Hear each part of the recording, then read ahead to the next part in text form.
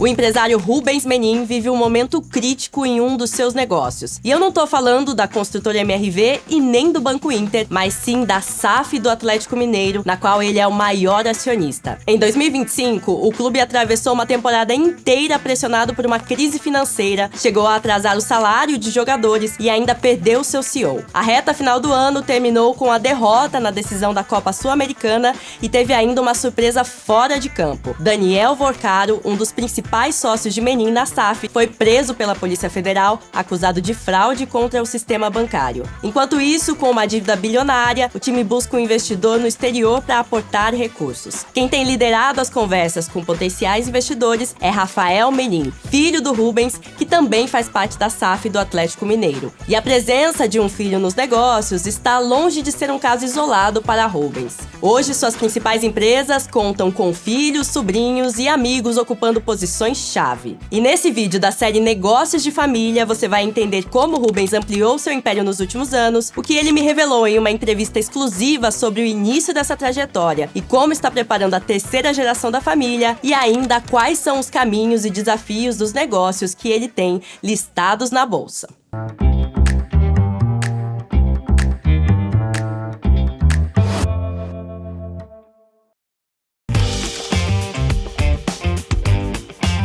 O Rubens Menin é o que a gente chama de empreendedor serial e daqueles com negócios bem variados. Ele tem uma construtora, um banco, uma empresa de galpões, uma emissora de TV, uma rádio, uma vinícola e, é claro, é o principal sócio do Clube Atlético Mineiro. Aos 69 anos, sua fortuna é estimada em US$ 1,5 bilhão e ele aparece na 37ª posição entre as maiores fortunas do país. 3 das suas empresas têm capital aberto. Além da MRV, que foi o seu primeiro negócio, também estão na Bolsa Log, voltada para galpões logísticos, e o Banco Inter, que nasceu como uma financeira dentro da própria MRV. A expansão desses 3 negócios tem tudo a ver com a maneira como o Menin opera, sempre colocando a família e pessoas muito próximas na gestão. Mas antes de detalharmos essas empresas, vale observar uma outra frente que ele passou a explorar nos últimos anos: a mídia. Entre os negócios mais recentes de Rubens está a CNN Brasil. A emissora estreou em março de 2020 com um plano que previa um investimento de US$ 100 milhões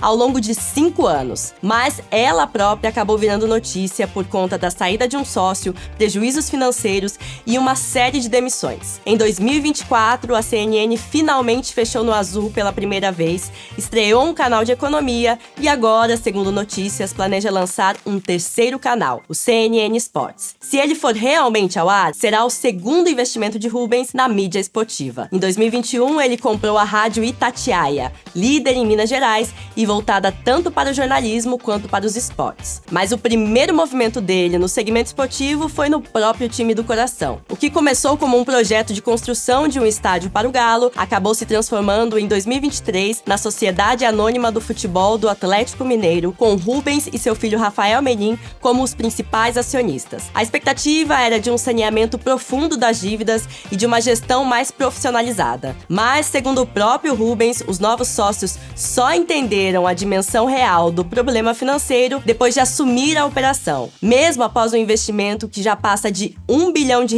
as dificuldades voltaram a aparecer em 2025. Além disso, como eu citei no começo do vídeo, um dos principais sócios, o Daniel Vorcaro, foi preso. E o dinheiro usado por ele para investir na SAF está sendo investigado pelo Ministério Público de São Paulo por suspeita de lavagem de dinheiro do PCC. Depois da prisão de Vorcaro, ele foi afastado do Conselho de Administração do clube. Advogados dizem que, como o aporte seguiu o rito formal da legislação, o clube não deve ser prejudicado financeiramente pelas investigações. Mas é claro que ter um dos maiores acionistas preso não ajuda um time que busca novos investidores. A vida empresarial de Rubens ficou mais complexa conforme ele diversificou seus negócios para áreas muito diferentes entre si. Mas tudo isso começou com uma única construtora e a aposta num segmento considerado o patinho feio do mercado imobiliário. A história da MRV tem início em 1979, quando o engenheiro civil Rubens Menin, na época com 23 anos, se juntou a 2 primos para montar a construtora. O capital inicial era de cerca de US$ 100 mil e o primeiro projeto foi o de 3 casas. A sociedade, porém, não durou muito. 2 anos depois, Andrade Silva deixou o negócio e em 2006 foi a vez de Mário Lúcio sair, tornando Rubens o acionista único da empresa. Desde o início, o Rubens resolveu focar sua construtora em imóveis para as classes C e D, um nicho visto como pouco atraente na época. Seu plano era fazer moradia econômica, criando um processo construtivo padronizado, industrial e escalável. O resultado apareceu ainda no início dos anos 1990, quando a MRV se tornou líder de mercado em Minas Gerais. A partir daí, Rubens levou sua ambição para além do estado. A expansão ganhou tração com o Plano Real em 1994 e explodiu após a abertura de capital em 2007. Foi quando o número de municípios em que a MRV atuava passou de 35 para 160.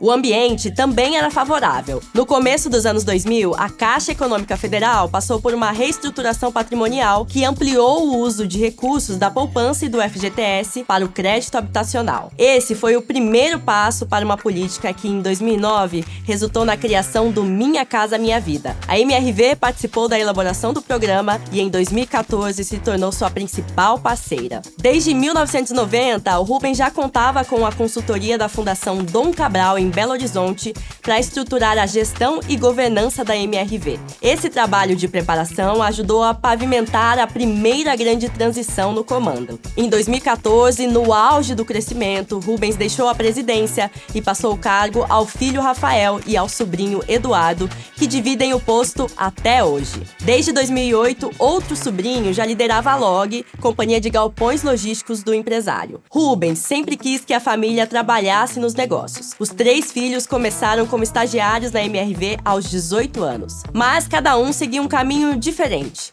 O caçula, João Vitor, logo se interessou pelo setor financeiro e migrou da MRV para o Intermédio. Criado em 1994 para financiar imóveis da construtora, o Intermédio foi ampliando sua oferta de crédito aos poucos e virou um banco em 2008.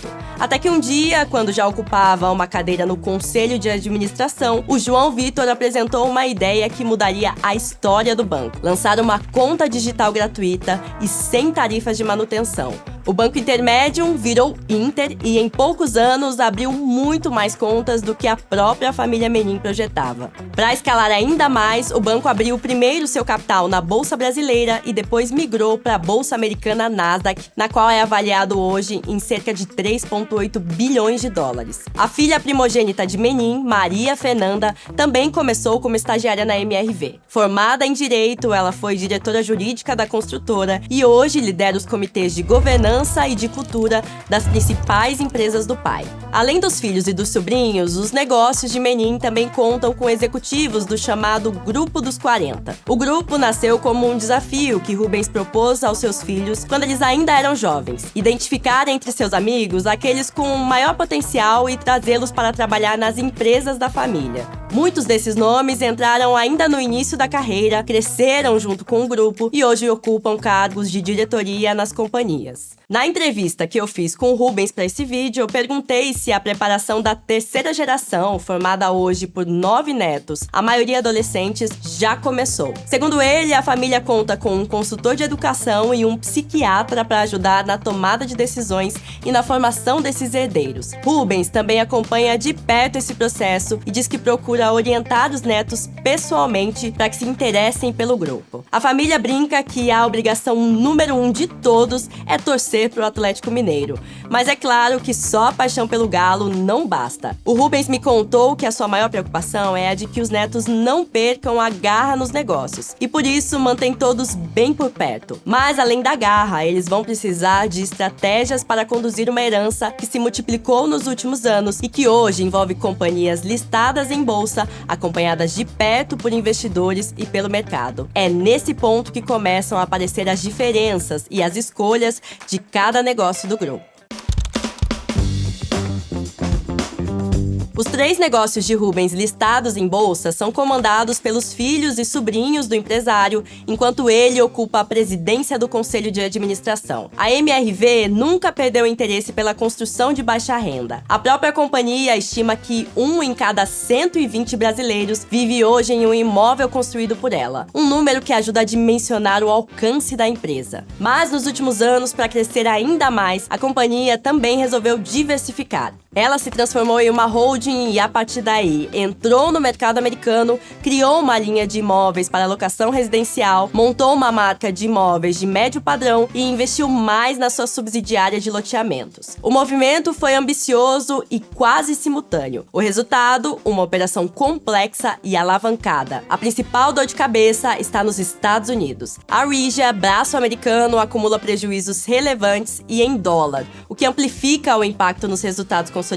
Para reduzir a pressão, a MRV colocou mais de 800 milhões de dólares em ativos da Regia à venda, cortou investimentos em algumas frentes e tem feito um movimento de retorno às origens, com foco renovado em eficiência no segmento de baixa renda. A Log Commercial Properties é hoje uma das principais empresas de construção e gestão de galpões logísticos do país, impulsionada pela demanda do e-commerce. Além de alugar os ativos, a companhia também vende parte deles como forma de reciclar o portfólio. Seu diferencial hoje está na combinação de vacância baixa, aluguel reajustado acima da inflação e venda de galpões com boas margens. A empresa está no meio de um plano de expansão para entregar 2 milhões de metros quadrados em galpões até 2028, depois de concluir um ciclo de 1,5 milhão em 2024. Do lado da demanda, o plano é considerado factível, dada a reconhecida deficiência de infraestrutura logística no Brasil. Mas analistas apontam 2 desafios no negócio: a capacidade de manter vendas recorrentes de ativos a preços atrativos e a gestão da alavancagem em um cenário de juros ainda elevados. Já o Banco Inter vive um dos seus melhores momentos na bolsa. Suas ações estão próximas da máxima histórica na Nasdaq. Com 41 milhões de clientes, o banco registrou 995 milhões de reais de lucro nos 9 primeiros meses de 2025. Hoje, o banco está executando seu plano 60-30-30. Anunciado em 2023 e visto como ousado pelo mercado, ele estabelece metas de 60 milhões de clientes, 30% de índice de eficiência e 30% de retorno sobre o patrimônio líquido até 2027. Passada mais da metade do prazo, o banco tem entregado números consistentes, mas analistas ainda expressam ceticismo sobre a viabilidade de manter o ritmo atual de crescimento de clientes e de se chegar aos 30% no retorno sobre o patrimônio. No fim das contas, os negócios de Rubens Menin chegaram àquele ponto em que tamanho e diversificação cobram seu preço. As empresas já não dependem só de visão empreendedora, mas também de execução precisa, governança e decisões que vão além da família. Os próximos anos serão decisivos para saber se eles conseguem equilibrar ambição, disciplina e governança. E claro, entender o que acontece quando decisões empresariais deixam de ser só da família e passam a ser julgadas pelo mercado, pelos investidores e pela torcida.